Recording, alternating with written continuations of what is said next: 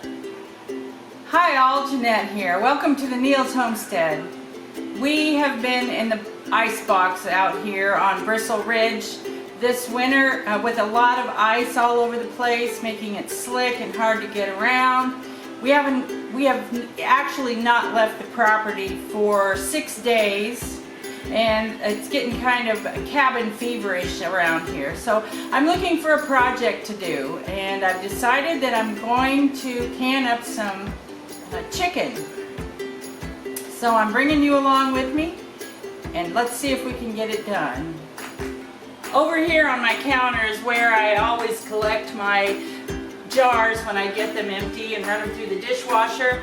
And whenever I get too many of them, I start thinking about how I can fill them back up instead of carrying them off to the storage place, which is not in the house, it's somewhere else on the property. So it's kind of easier for me to just fill them up again instead of taking them away.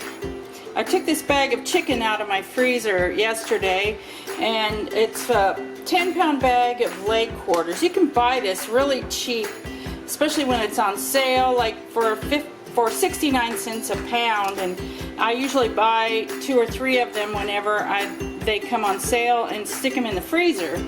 So that's what I'm going to use today. I've got a good sized roasting pan that I'll be putting it in, and that's the first thing I'll do is put that in there and get it in the oven to cook. I've set the oven for 350. Got my chicken all in my pan here. I'm going to sprinkle it with a fairly good amount of salt. Put the lid on and get it in the oven. I'll let that cook in there for probably about 2 hours.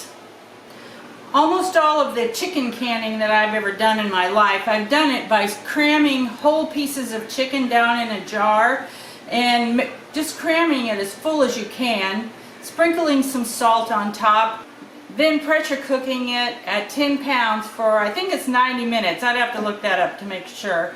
But this time I'm going to do it a little bit different. I'm cooking the chicken first. I'm going to take it off of the bones.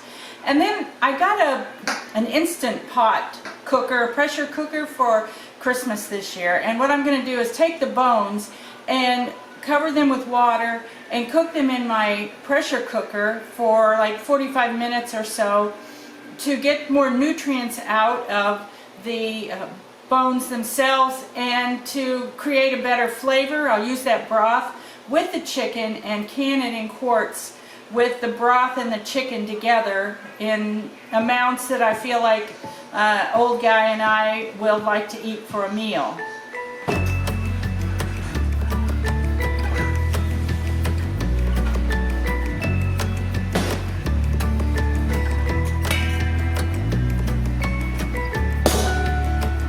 After it's cooled for a while, I'll take the chicken off of the bones.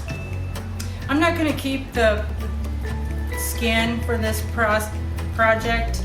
I'm going to just discard that.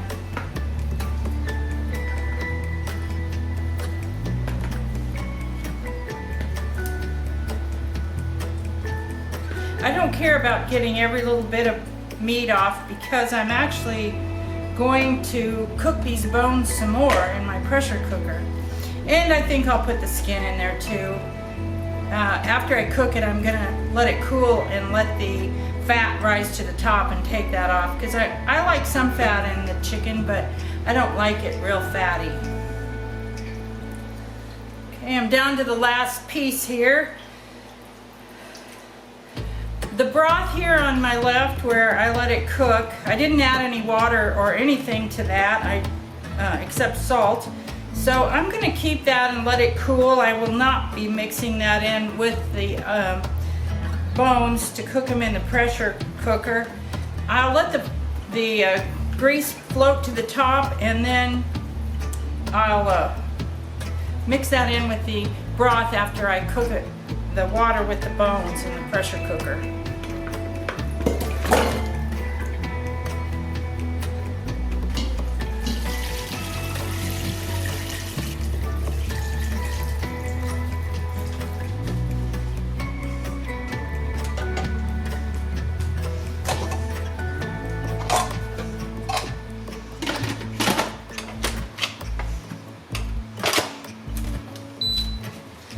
going to cook it for 1 hour. Well, I got a little bit of a late start on this project yesterday, so I put it all away, and I'm bringing it back out today to finish it up. First thing I'm going to do is to cut up all of the chicken and put it into the jars. I want to make 7 quarts of this 10 pounds of chicken, and so what I'm going to do is cut it up in chunk sizes. I'm not going to do it fine or evenly, and I'm going to try to put an equal amount in each jar. With the rest of the space in the jar, I'll fill that up with the broth. I tried to divide it up as fairly evenly as I could. If I cared that much, I could get a scale out and make it exact, but it's not that important to me. So next I'll put a teaspoon of salt in the top of each jar. Just put it down inside on top of the chicken.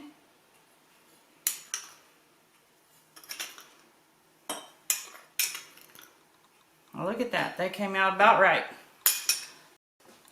This is the pan that I roasted the chicken in, and I set them outside actually on my patio table so that they could get cold overnight, and the fat has risen to the top, so I'm skimming that off. I like some fat in the chicken broth and in my chicken soup, but not too much.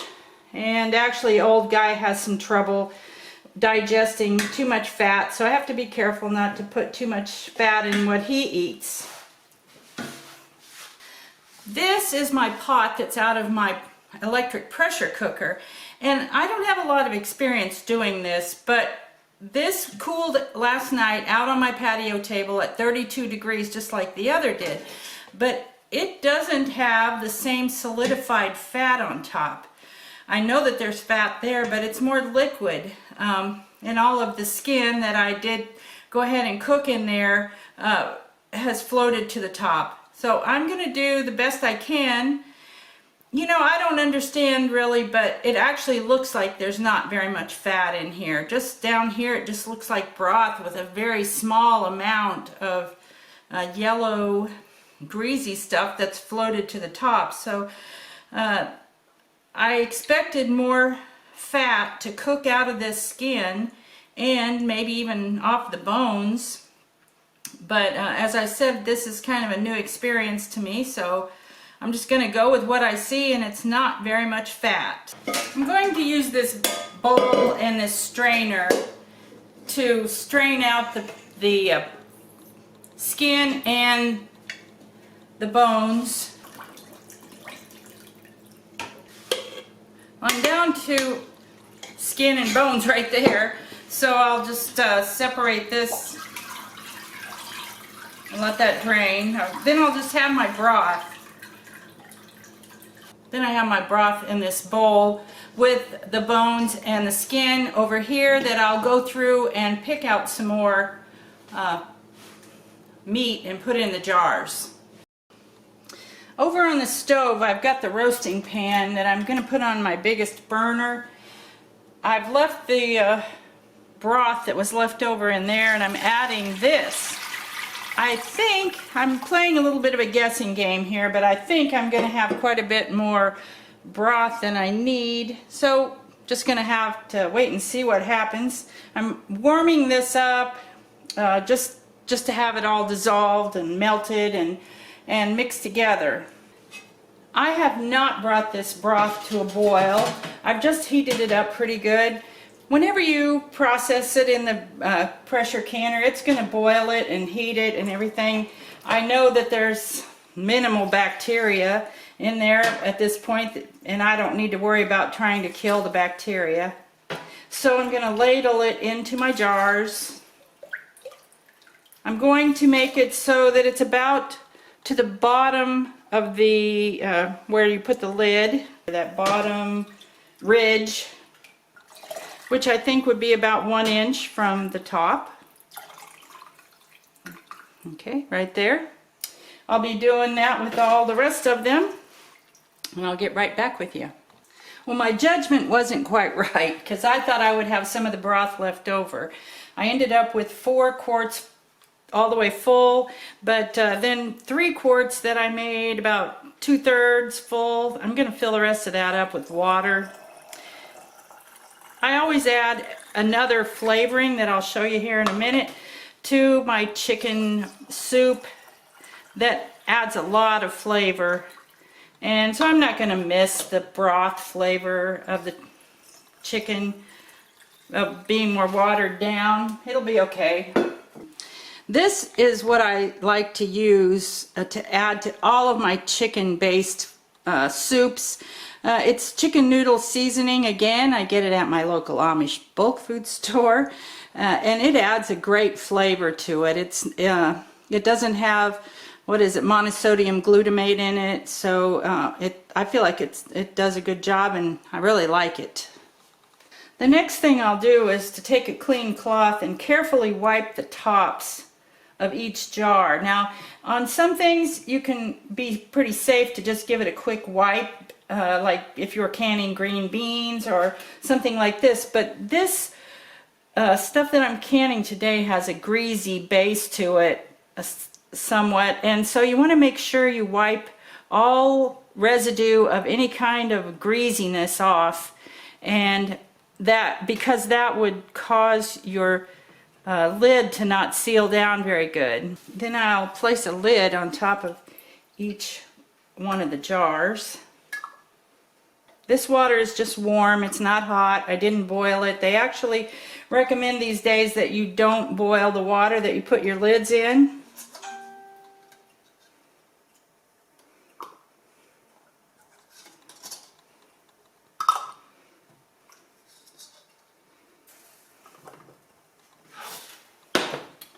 And then a ring goes on top of each one of those that I'll tighten down.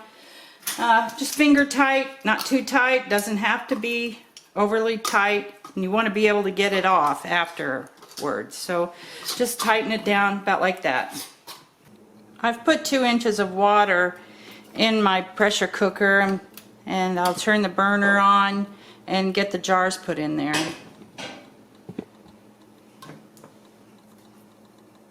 The reason I wanted to do 7 is because 7 is how many my canner holds.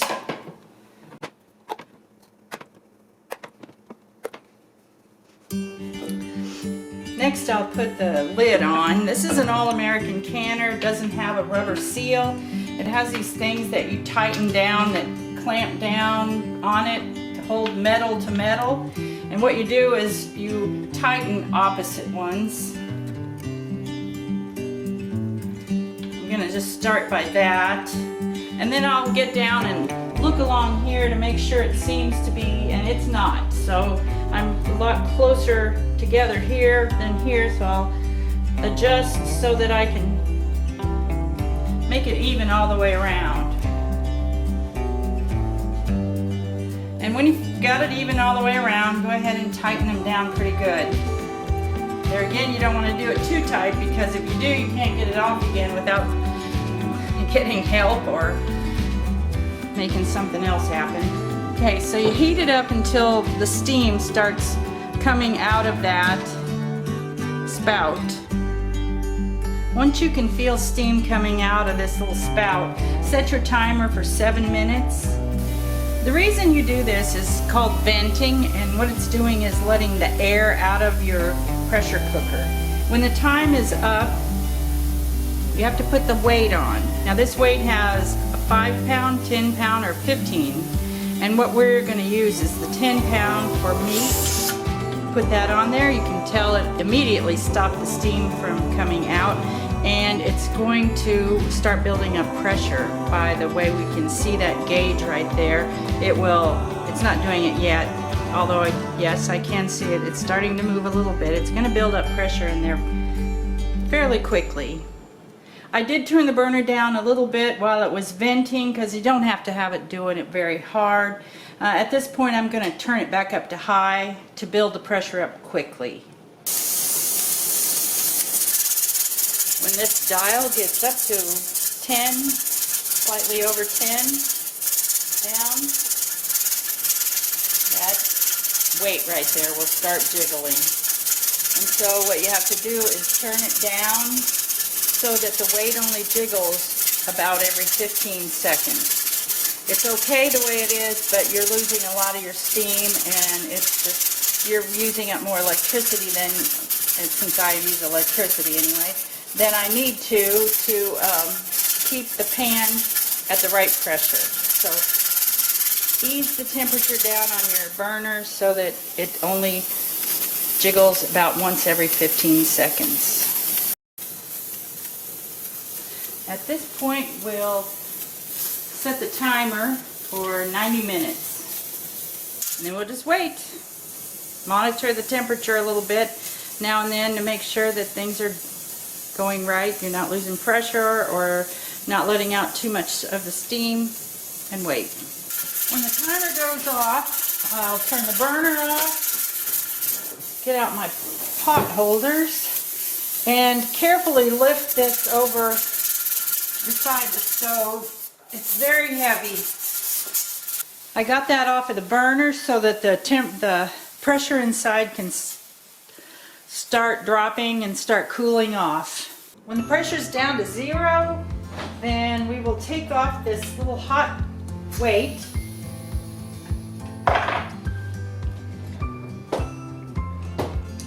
And I will carefully unscrew these opposites first.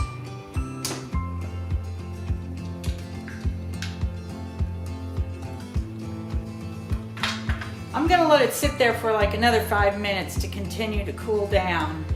I feel like it's cooled down sufficiently that I can get this lid off of here. Maybe. There it goes. Then I use these tongs that are made for this job to pull each jar out. I've got a towel sitting over here that I'll set them on. I thought we might hear some pop, but they're actually, all of them are already sealed. They've already sucked the lid down, so they're already sealed. That's good. When they cool down, and that's probably tomorrow, I will take these rings off of here. I'll wash the rings in the dishwasher so they're nice and clean, and get them dry and put them away, and I can reuse these things over and over. So this is the first time I've ever canned chicken or turkey in broth.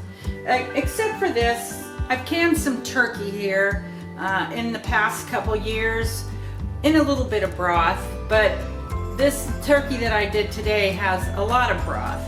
Normally this is the way I can chicken. It is just with the bone on it, crammed down into the jar. It's super easy.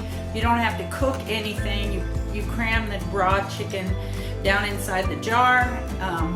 No added water, some salt. Do add some salt. Put the lid on, process it for 90 minutes, and you're done.